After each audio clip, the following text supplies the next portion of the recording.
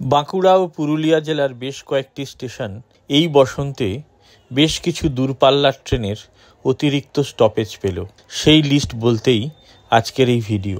প্রথমে জানাই 12883 Santragachi Purulia express stoppage পেল ছাতনায়।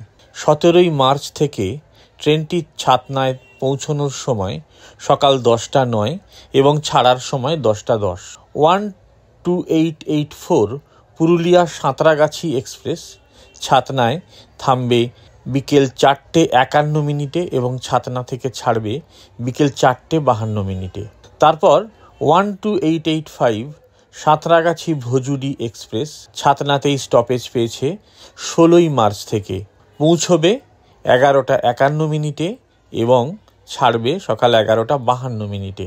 12886 ভজুডি সাঁতরাগাছি এক্সপ্রেস ছাতনায় পৌঁছবে বিকেল 3:12 এবং ছাতনা থেকে ছাড়বে 3:13। এর পরের ট্রেন 12182 থাওয়ে টাটানগর এক্সপ্রেস বরাভূম স্টেশনে স্টপেজ দিচ্ছে 16 মার্চ থেকে, সময় 4:24 থেকে 4:25 ভোরবেলা।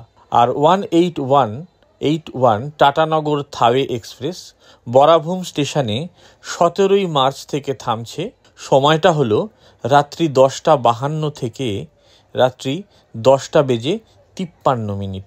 এর পরের train 22891 Howrah Ranchi intercity express গড়জয়পুরে স্টপেজ দিচ্ছে 16 মার্চ থেকে সন্ধে 7:02 থেকে 7:03 পর্যন্ত এবং 22892 রাঁচি হাওড়া ইন্টারসিটি এক্সপ্রেস গড়জয়পুরে স্টপেজ দিচ্ছে 16 মার্চ সকাল 8:48 থেকে 8:49 পর্যন্ত। পরের ট্রেন 13319 দুমকা রাঁচি এক্সপ্রেস পুরুলিয়ার ঝালদায় থামছে 17 মার্চ থেকে, সময় সকাল 11:10 থেকে 11:11।